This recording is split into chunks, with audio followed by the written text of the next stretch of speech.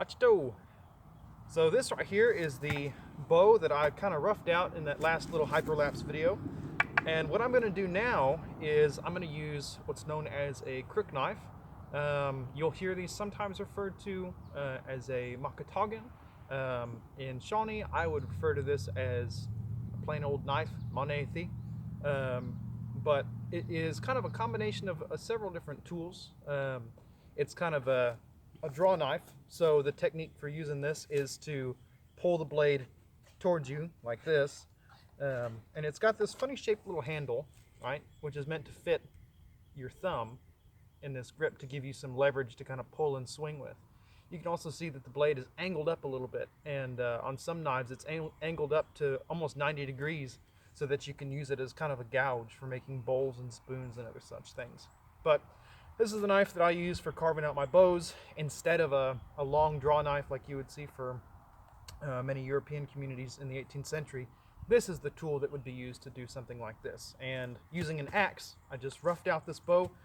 This is a 58-inch piece of hickory, and I'm going to recurve the tips and make this into a reproduction of an Iroquois bow, specifically a Seneca bow, and I'll post pictures of the original alongside.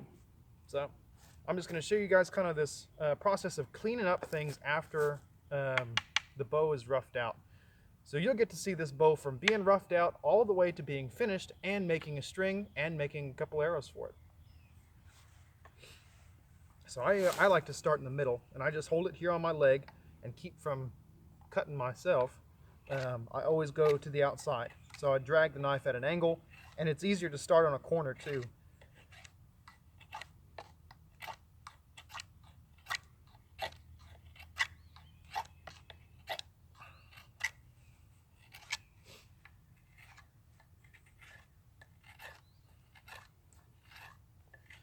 Now I use a string to measure out my bows.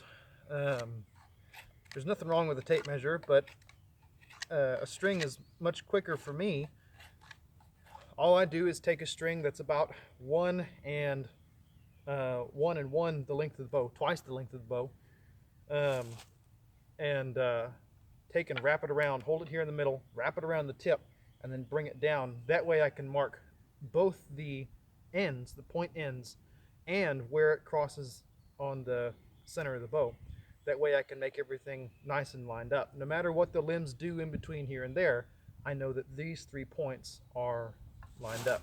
So this is one of the most important parts of the bow right here. This is the center. This is where all the weight, all the stress is really concentrated. And so this needs to be a nice, strong and smooth section, because if there's any weak spots, especially here, it's going to compromise the integrity of the bow. I have been using bows since I was very, very young. I think I got my first bow when I was probably about 3 years old. And I started hunting with bows when I was about 6 years old.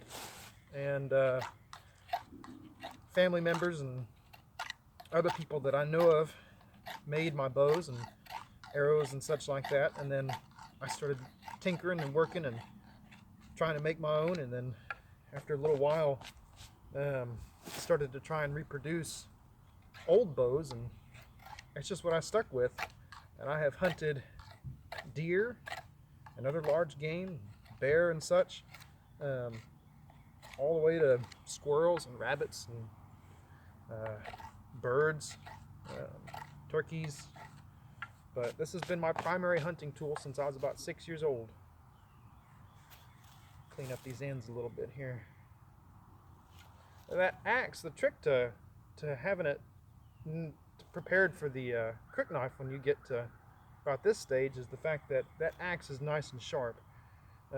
Using a dull axe, you're really chewing up the wood, but if you use a nice sharp axe, then you're going to have less work to do when you get into this stage. Now here's something too. You see a lot of people that build bows nowadays, they have draw horses and they have clamps and other such things. This is a way that you can clamp while using a tool like a crook knife. Is just lay this leg over the top of this one and sit here like this. And now it's not going anywhere, and it's away from my body.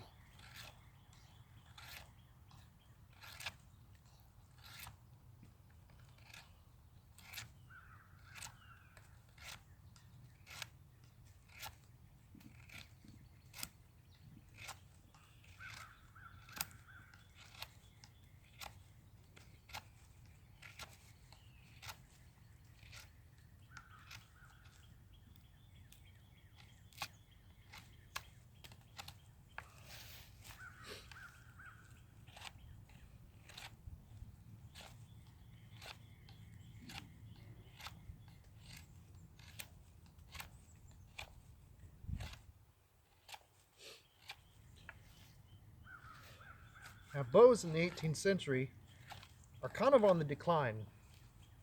With the introduction of guns, along with Europeans' arrivals, bows kind of take a back seat. You see a lot of decline in traditional skills like pottery and bow making and those kinds of things because of the introduction of trade and disease. And so bows are being used primarily out in the backcountry. People who may not have ready access to purchase ammunition and powder, but they never really go away. And that's one of the more interesting things about stuff like bows or pottery or tattoos. You know, these things didn't ever die out and had to be brought back. They've just simply never died, at least in certain communities. And so things like these bows, even like a lot of anthropologists and archaeologists were completely unaware that bows were still being used in native communities until they went and observed these people doing that. So I know there's a big push. Every time a movie with archery comes out, there's this huge spike and people wanting to shoot bows, and people asking me how much do your bows cost and all that other kind of stuff. But I just like making them. Like I said, I've been making them since I was young, and this is one of my favorite things to do, is make bows.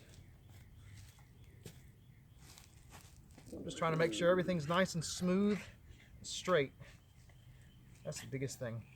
If you start with a good piece of wood, it's really not that hard. It's when you start with a really funky piece of wood that you got to do a lot of stuff to, that's when things get weird.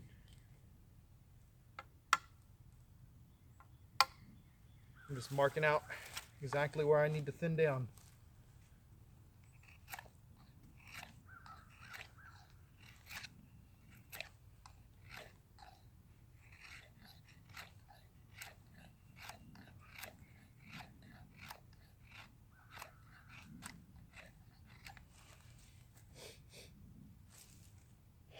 This thing's getting straighter and straighter as I'm going along.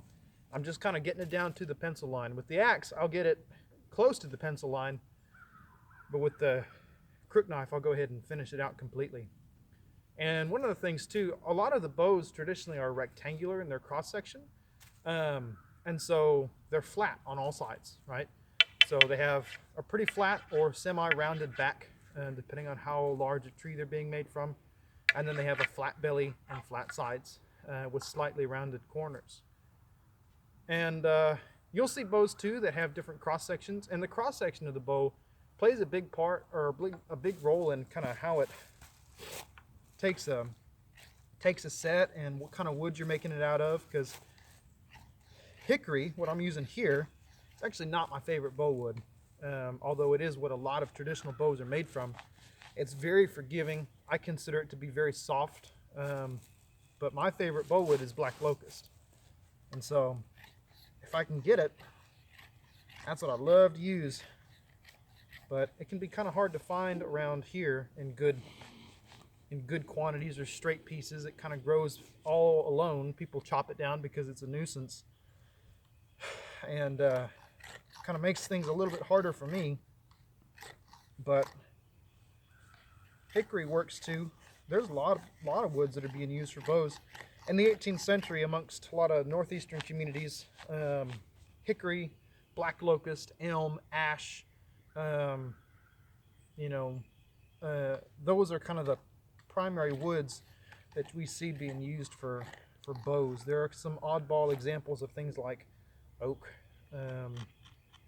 or those kinds of things, but for the most part, hard, durable woods are what are being used to make bows with. That's pretty close to the line. The next step is going to be to narrow the tips and start to thin this down. So I've got the profile pretty much where I want it. And you'll notice it's not tapered very much. And a lot of traditional bows, they're really fairly consistent in their width. Usually what I'll do is, if I'm making a bow that's going to come to a fairly fine point, I'll start at my full thickness and do that out to about the middle of each limb. So from here, right, to here, it will be its full thickness. This is 1¼ inches. That's what the original bow that I'm reproducing is 1¼ inches wide, and then it tapers to 7/8 of an inch at the nock.